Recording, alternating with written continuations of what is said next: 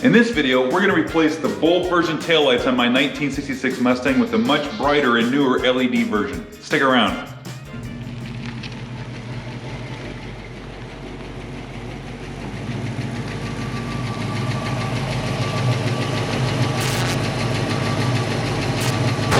Hi, my name's Andy. Today I want to upgrade or update the taillights on my 1966 Mustang. It looks like sometime in the past somebody went through and replaced the chrome bezels with a newer version, because these things are pretty clean, they look pretty good. Even the plastic is been updated because it doesn't have the FOMOCO label on here. So somebody's replaced those, but it has the standard bulb in there, and I want to go to the brighter LED. These lights are kind of small anyways, and so if we can put the brighter LEDs, that'll be a little bit better safety feature for my car. And then we also have the flasher that goes up underneath the dash to regulate the voltage for the LED lights, because they use a different voltage than the bulb style. So let's check it out. All right, these are the parts that we're gonna need. We're gonna need two tail lights, and then this is that LED flasher that what we're going to do is just take out the one that's in the car, just unplug it, and then we'll plug the two plugs back in here, and then we'll just ground this to a nearby screw. Pretty simple, pretty straightforward, and it'll just fit right back where the other one goes. Here are the two LEDs. I chose this style because it's got the sequential flashing, you know, that kind of goes across like the popular other Mustangs, you know, that have those. You've got a switch on the back here that you can switch between which style you want. And so I think for now I'm going to start with the sequential blinking and see if I like that. And then if I don't like it, then we can just go back to regular solid lights. So also, I bought these from CJPony parts. They've been pretty good to me so far with the stuff that I've bought from them. But please be aware that when you buy these, you are buying one each, so you have to, don't make the mistake I did, and I bought one and it was on sale, and I thought, great, this is a perfect price for two of them, and it was only one, and I wasn't paying attention. So that's probably not a mistake you guys will make, but it's something that I did. It was embarrassing. So now that I got both these here, let's go ahead and take the other ones off the car and get this going. All right, this part's going to be kind of hard to show where the flasher is, but it's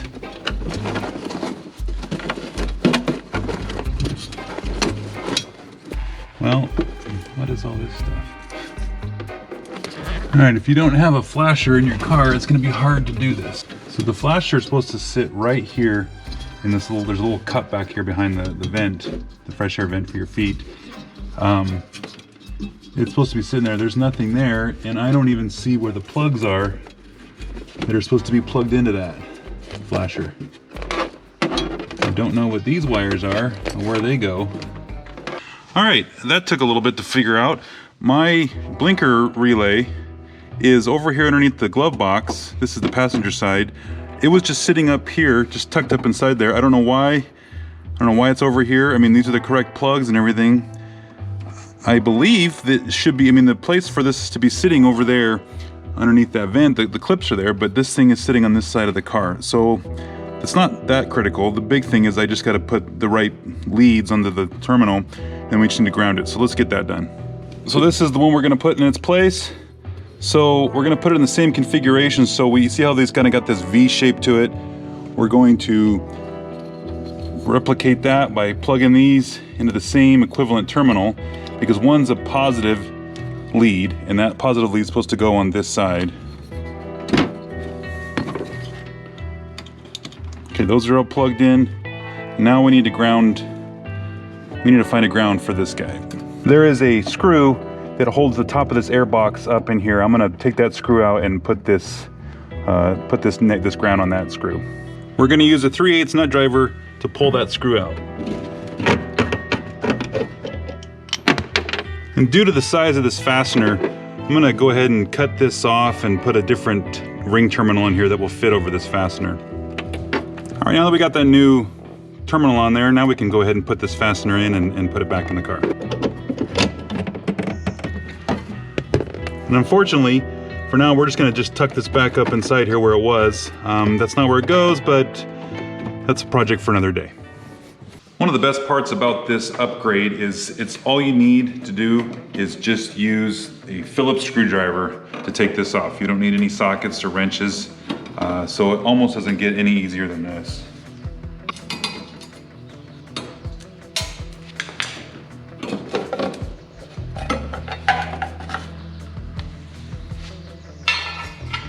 Now we're gonna reuse this rubber gasket. It's not all torn up and destroyed, so there's no reason to throw it away. So we'll reuse it. And then this is an opportunity, if you wanted, you can replace the gasket behind this housing.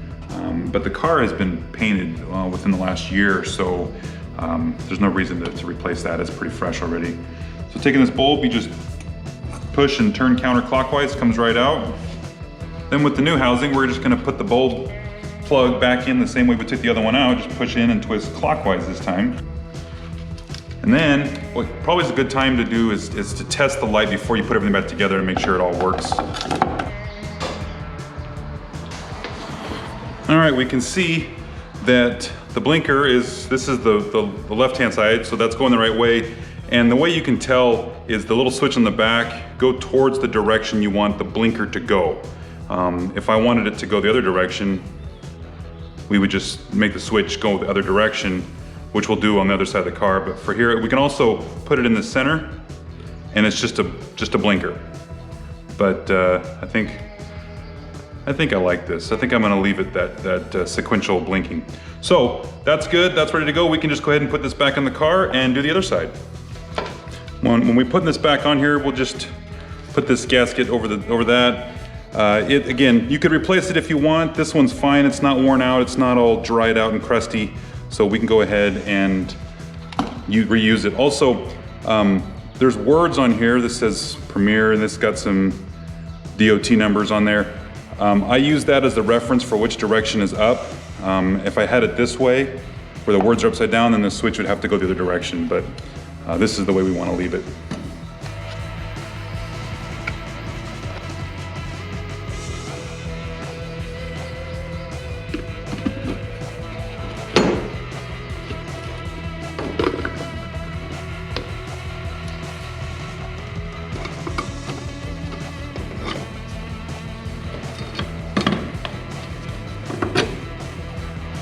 All right, now everything's put back in place. I'm gonna go ahead and turn the blinker on one more time just to make sure that everything is where I want it, and then we can do the other side. All right, just like the other side, we'll take the 4 screws out and we can take this cover off. Again, keep this gasket for the next one, for the next light. Twist, turn counterclockwise. Because the light's gonna go this way, we're gonna want the switch to go that direction. And let's test it. And that's how it's gonna sit. Good job. Again, just slide the gasket over the wiring.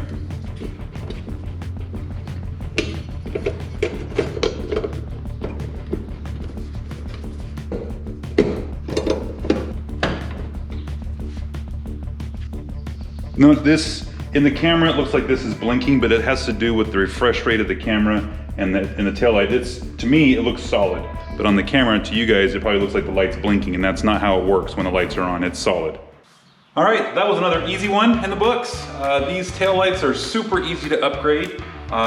Just a Phillips screwdriver, and in the case where I had to replace the ground wire end with a ring instead of that spade, so that it can fit where I wanted it.